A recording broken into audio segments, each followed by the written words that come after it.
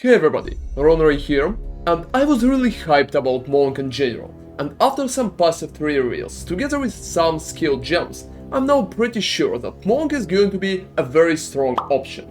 In this video, I want to talk more about both Monk Ascendancies and dedicated Monk skills, to tell you more about possible combos and why some of them are very strong. Check out timestamps for particular nodes, ascendancies or skills as usual, and let's go! So first off, let's start with the skills. I will focus on the skills that I consider most promising and combos that should work, especially in the early game. Falling Thunder, in my opinion, is the most obvious pick for power charge related builds, so I think most charge stacking options would go for it. It could be combined very well with Siphoning Strike, which can generate charges from shocking enemies.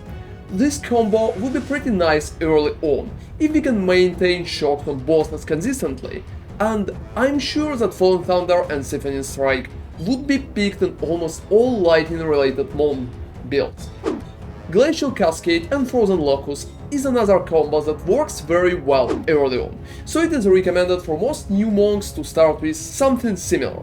That combo been very good in the early access that people already played in the Los Angeles, and it showcased a pretty good results on lower levels. CC from Freeze can also help you survive better, while Cascade itself is doing a nice AoE damage, and it can hit bosses multiple times as well, so the damage against single target could be alright if the boss is big enough. Killing Pound is great for finishing off rares and bosses, and to combine with Behead to receive some modifiers from rare monsters, so I think it could be nice supportive skills that you will probably use just to kill some rares here and there. Vaulting Impact is interesting because stun seems very strong in Path of Exile too, and it also have 213% of attack damage effectiveness. Yet, due to 1 second cast and a jump animation, it feels more like a combo finisher or combo opener than a spammable skill. However, I'm sure it will find a way to some of the builds. Charge Staff is another great way to utilize the charges if you're not going to play Fallen Thunder, but still will do some elemental damage in general. Hand of Chayula is one of the skills that can apply socketed curses when you hit enemies and have a pretty decent single target damage and scale effectiveness. Most of the time it would be used as a curse supplier, but some dedicated builds are possible if you will use it as a single target primer. In such case, it should be combined with some AoE skills for clear. And last but not the least is Flicker Strike. Looks absolutely great, providing high damage effectiveness, way to close the gaps between you and the enemies, and flashy gameplay as well. The biggest issue is the necessity to generate power charges, which can make Flicker viable only in the proper endgame, when you will be able to generate more charges through uniques and other interactions. So I would not go for Flicker early on, however I think in the endgame it can properly shine. Now let's talk about Ascendancies, and unfortunately we don't have all passives revealed, but we can figure out the working ones that we already seen. I will start with Acolyte of Chayula first, since I'm pretty excited to play it. And first passive option is Chayula's Gift. It can double our chaos resistance and add plus 10 of maximum chaos resistance as well. Effectiveness of this passive will be based on 2 things. First one is how many monsters or bosses will do chaos damage in the game. And second, will we have items or keystones such as Divine Flash or Incandescent Heart from Path of Exile 1 that will allow us to take some elemental or physical damage as chaos.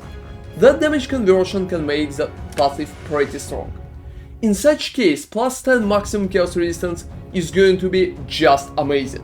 There's also a chance that it can double your negative resistance as well, because it worked that way in PoE 1. If it will be the same in PoE 2, we will need to get chaos resistance to at least plus 1 out of minus 60 that we are getting by default.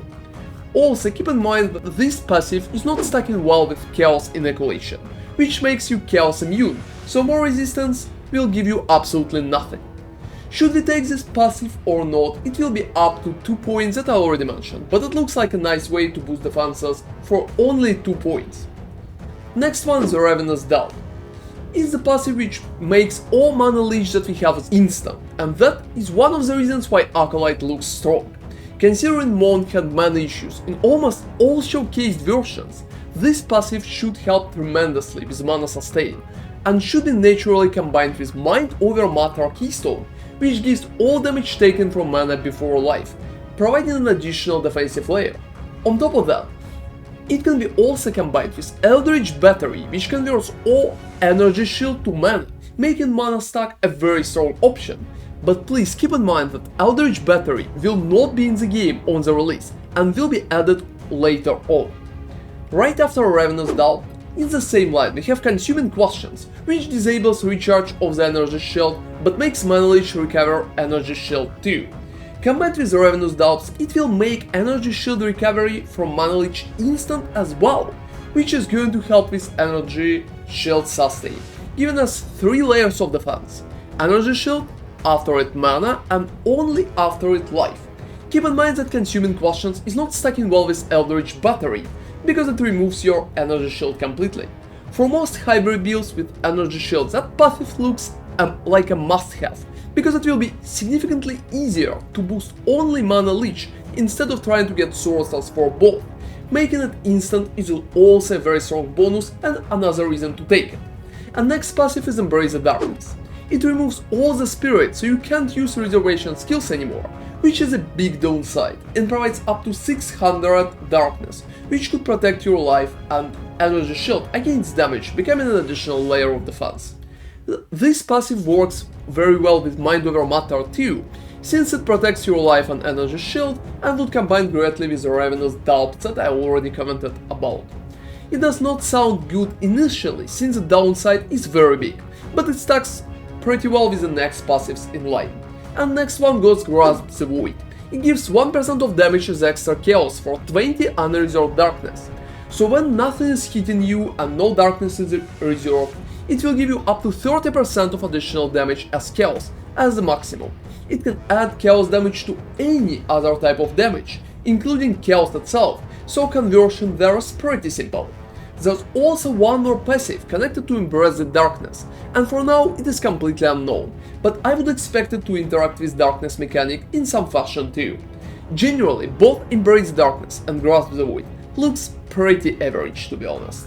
30% bonus damage and some defensive layer is better in PoE 2 than in PoE 1, but losing Spirit completely and spending 4 Ascendancy points for it looks like a heavy gamble. We will need to see other passives to decide if those two are worth it, or we will have better options elsewhere. But I hope we will have better ones, and I will try to avoid those two myself. Waking Dream is the last passive in the list that gives Acolyte Into the Breach skill. It gives us the chance to drop Flames of Chayula, which can grant life, mana and damage.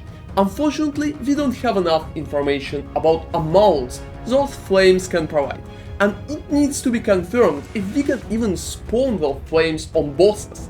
But the skill itself looks pretty alright, and can help with recovery and damage at the same time. It also leads to unidentified passive, which is yet to be revealed, but I have a pretty high hopes for that one for some reason. Generally, Acolyte of Chayula looks good because it solves many issues, together with easier way to leech energy shield, and have some additional defenses layer too, making your monk less squishy. Even if other passives will not be amazing, 30% of additional chaos damage can be fit in for some particular builds for bigger benefits. I will work on a few build ideas for Acolyte, so stay tuned and subscribe to the channel to not miss those videos. And now let's talk about Invoker. Faith is a choice, provides Monk with Meditate skill, which we can channel to double energy shield. Initially it looks pretty strong, but the channeling part needs to be clarified. Will the energy shield be doubled for some time after channeling, or only while it is channeled? Answer to this question will determine how good the node will be. It can also stack with cast while channeling skill gem, which can trigger any particular skill, for example defensive one, while you are channeling Meditate to avoid some big hits and protect yourself. So it will be useful even if a little clunky.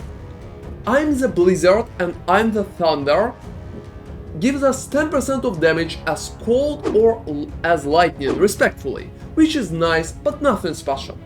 Those passives also give you a chance to create Shocking Ground for Thunder with 25% chance or Guaranteed Shield Ground for Blizzard. Both those passives works as only path to the next one, so I will take only one of them. And Endless Thunder looks better overall, because Shocking Ground provides better benefits in my opinion, so I would stick with it. Both of them leads to And I Shall Reach, which gives Unbound Avatar ability. Each time you apply a status ailment to an enemy like Chill or Shock, you gain Unbound Fury. When you have enough of it, expected number to be around 100 based on PoE 1, you can use that skill to transform into the avatar to deal way more damage and inflict even more ailments. This passive is strong but not really consistent, and should work the best with hybrid builds that will utilize a few elements to shock, chill and ignite at the same time. Otherwise, it will take too long to stack it, as we've seen in some footage already. And the last passive is Unscatter Them Through the Wind, which provides Elemental Expression skill, which triggers every time when you do melee critical strike. Elemental Expression will create waves of elemental power to damage enemies around and could be built in cast on critical, which is very strong. For now, this passive looks like the strongest option in all of Invoker kit, because it has no cooldown and triggers on each critical strike, which is better than cast on critical itself, because it triggers only when your energy for that skill is full. However, we will need to see the damage numbers to confirm how strong it's going to be. Keep in mind that to reach and scatter them to the wind, we will need to pass through unrevealed passive, so it will require 4 points and not 2 to reach it. Generally, Invoker looks like a very strong choice for cast on critical builds, but lacks some defensive capabilities and quality of life nodes, so it's more damage oriented Ascendancy choice right now. But since in PoE 2 you can break mobs while dying, you will need to at least get some defenses elsewhere to pretty much enjoy playing it. Comparing Acolyte against Invoker, I feel like both Monk options will work pretty good with Archmage and mana stacking in general, and would also work out as good hybrid builds with Energy Shield, Mana and Life Layer of defense. I feel like cast on critical is also could be a very good option for a Monk in general, especially for some part of elemental skill, and Poison could work for Chaos as well. Monk still looks absolutely amazing with all those bonuses, fast dashes and huge AoE skills, and I can't wait to play it on December 6th. I will also work on a few more build ideas, so stay tuned and feel free to subscribe to the channel. Thank you very much for watching and see you next time. ronarray out.